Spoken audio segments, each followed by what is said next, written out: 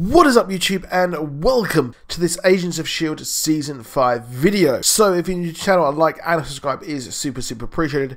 And while I do cover a lot of DC on this channel, I also love Marvel as well. And Agents of S.H.I.E.L.D. Season 4 proved to be an absolute joy to watch from start to finish. Now I would highly recommend watching Season 4 before starting Season 5, although possibly you could just jump in straight at Season 5, because at the end of last season, we actually saw the group end up in space. We saw Coulson end up in some sort of spaceship thingy, and well, here we've actually seen 17 minutes worth of footage from the first episode of Season 5. So the first episode is going to be a 2-hour special, or a two-parter episode for the start of Season 5.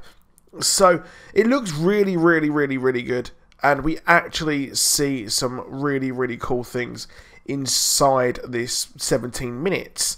So while there wasn't any big reveals, I think, throughout, we actually see a hint towards what will be happening and what the themes are going to be for the next few episodes. So the group are in space, and well, it looks like there are a bunch of space scavengers who are actually looking around this spaceship, and it's unclear as to whether this group were actually put on the space station just the same as Agent Coulson and the rest of his group, because we actually get to see this group and they seem to be not actually on the space. It looks like they were kind of part of the space station, or they've literally just arrived to try and scavenge parts and salvage from this spaceship. But we see Coulson end up on here, which is really cool. And well, it's an interesting hint here, and it seems like it's all going to revolve around Coulson, who is some sort of a legendary figure for some reason, and the rest of the agents are also a huge legendary figure as well. And Fitz isn't actually in this episode. I mean, we didn't see Quake either, but the actor who plays Fitz is actually filming something else throughout the first part of this, so I presume that he is going to stay on Earth, and we're going to have some Earth-based kind of action going on, and that as they look for the Agents of S.H.I.E.L.D. And we're probably going to see, I would hope we might see Mockingbird, Bobby Morse, come back as well, with her Bay as well. So I expect that Earth-based group, Fitz will kind of find those people and try and get them to help him trying to find where the group actually are. But Daisy is actually in space. She is part of this group. We just never actually saw her yet.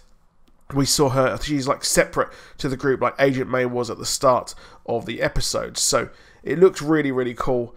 And there's quite a lot going on, you know, in this. We've got some weird sort of things that stab the guy when he's trying to explain what's happening. So a lot is actually going on here, like I said.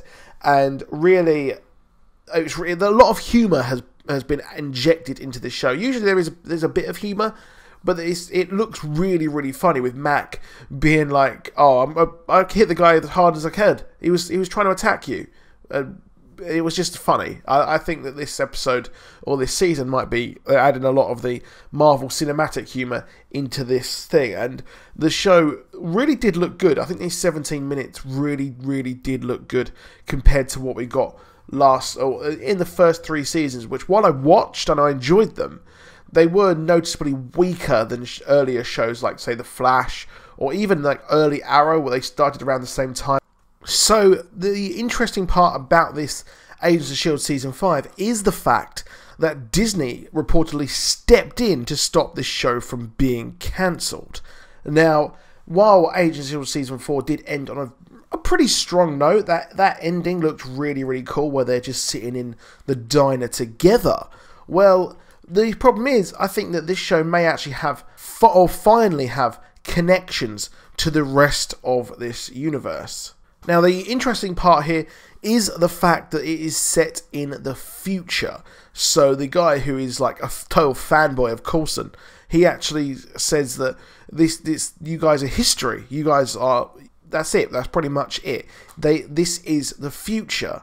And while this does sound curious, you have to wonder, why are these guys history when it could only be the future? But what kind of future actually is this?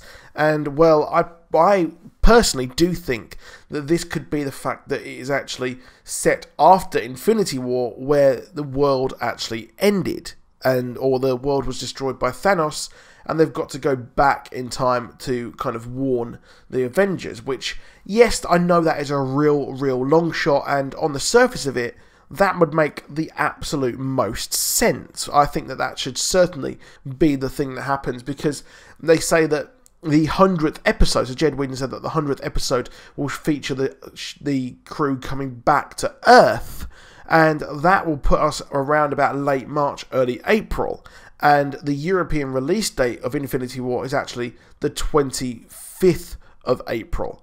So it does look like possibly that's when we could get something decent going on, and we could get a connection to this. Alternatively, there is another idea behind this. So if we, and most likely we won't get a connection to Infinity War, this is what could happen. And well, the Kree are involved here. We know that the Kree are the villains of this, and the Kree are on the spaceship. And well, the Kree were involved with the Inhumans at the early gestation stage. Now, at the end of Inhumans Season 1, Black Bolt actually, or the group, the Inhumans who survive that season, actually hint towards that there is a newer enemy. And the fact that the Inhumans were hiding over on the moon, and they were cloaked and could not be found by anyone, well, now they are out there in the wider world.